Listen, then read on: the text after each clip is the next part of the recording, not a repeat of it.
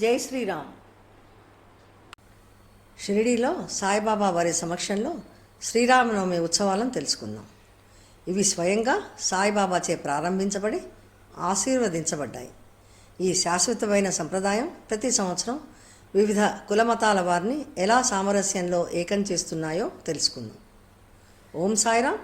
లక్ష్మీకుమారి పులిపాక ఛానల్కు స్వాగతం. ఈ ఛానల్ ద్వారా మనం శ్రీ షిరిడి సాయిబాబా వారి సత్సంగం చేసుకుంటున్నాం. ఈ ప్రత్యేకమైన ఎపిసోడ్ దివ్య సామరస్యం షిరిడి సాయిబాబాతో శ్రీరామనవమి అనే అంశం ద్వారా ఈరోజు మనం షిరిడీలోని శ్రీరామనవమి పండుగకి సంబంధించిన విషయాలను తెలుసుకుందాం.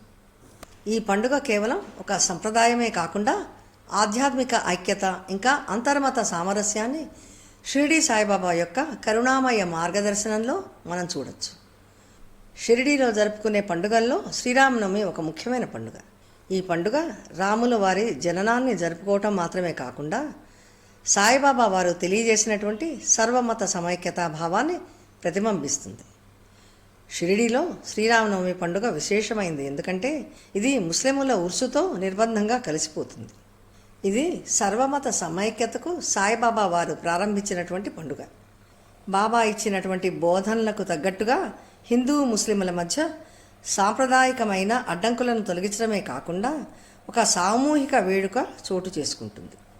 ఈ సమైక్యత పరస్పర గౌరవాన్ని ఇంకా సామూహిక భక్తిని పెంపొందిస్తుంది.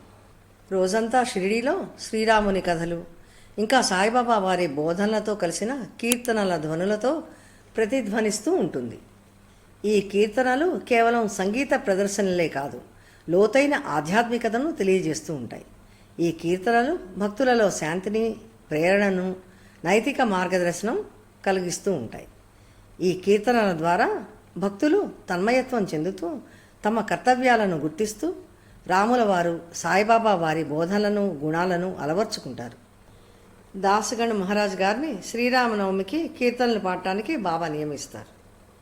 పండుగ నవమికే కాకుండా వేరే సందర్భాల్లో కూడా దాసగణ్ మహారాజ్ గారు రాముల వారి కీర్తనలు ఇంకా బాబావారి అద్భుతాలతో కలబోసిన కీర్తనలను వినయంతో తన మధురమైన కంఠంతో హృదయపూర్వక భక్తితో పాడేవారు. వారి కీర్తనలు కేవలం భక్తి, నమ్మకాన్నే కాకుండా సాయిబాబా వారి ఆధ్యాత్మిక సందేశాలను కూడా విస్తృతంగా భక్తులకు అందజేశారు. ఈ పండుగ వేడుకల్లో సాయిబాబా కేవలం ఒక ప్రేక్షకునిలా ఉండేవారు కాదు. బాబా చాలా ఉత్సాహంగా ఈ పండుగలో పాల్గొనేవారు, ప్రతి విషయాన్ని వివరంగా తెలుసుకునేవారు, ప్రోత్సహించేవారు, భక్తులలో సామరస్యం ఉండేలా చూసేవారు. బాబా చేసే ప్రతి పని పండుగలో దీపాలు వెలిగించడం నుండి ఊదిని పంచడం వరకు ఏదో ఒక ఉద్దేశంతో, ఆశీర్వాదంతో నిండి ఉంటుంది. ముందుకు సాగే కొద్దీ షిరిడి రంగరంగ వైభవంతో కనబడుతుంది. తాత్కాలిక దుకాణాల స్థాపనతో, సాంప్రదాయక మల్లయుద్ధ పోటీల ఉత్సాహంతో, వేలాది భక్తుల రాకతో, దేదీప్యమానమైనటువంటి కళతో సామరస్యపూరిత వాతావరణం కనిపిస్తుంది. పెద్ద జనసందోహాలు ఉన్నప్పటికీ వాతావరణం అసాధారణ శాంతి ఇంకా క్రమశిక్షణతో ఉంటుంది. ఇదంతా సాయిబాబా వారి బోధన ప్రభావాన్ని సూచిస్తుంది. ఒకసారి శ్రీరామనవమి ఉత్సవాలు జోరుగా జరుగుతున్న సందర్భంలో భక్తులు రంగులు ఒకళ్లపై ఒకళ్ళు చల్లుకుంటున్న సమయంలో అనుకోకుండా బాబావారి కళ్ళల్లో గులాల్ అంటే రంగులు పడటం జరుగుతుంది. అప్పుడు బాబా గట్టిగా అరుస్తూ తిట్టడం మొదలు పెడతారు. బాబా చుట్టూ ఉన్న వాళ్ళందరూ భయపడిపోతారు.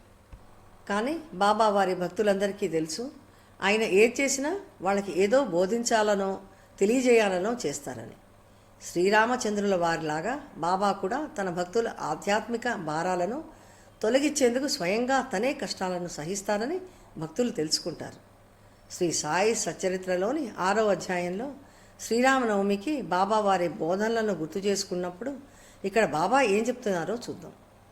ఎవరైనా బాబా ముందు ప్రణమిల్లి తన హృదయాన్ని, ఆత్మని ఆయనకు సమర్పిస్తే జీవితంలోని ప్రధాన ఉద్దేశ్యాలు ధర్మ, అర్థ, కామ, మోక్షాలు సులభంగా అడగకుండానే పొందబడతాయి.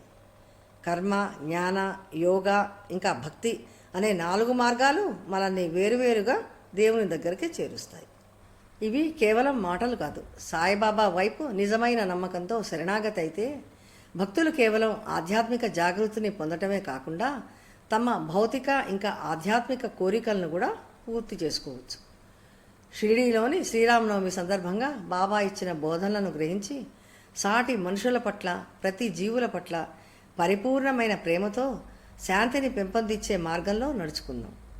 మనం బాబా చెప్పినటువంటి బోధనలను అలవర్చుకొని శ్రీరామచంద్రుల వారి, సాయిబాబా వారి ఆశీస్సులు పొందుదాం.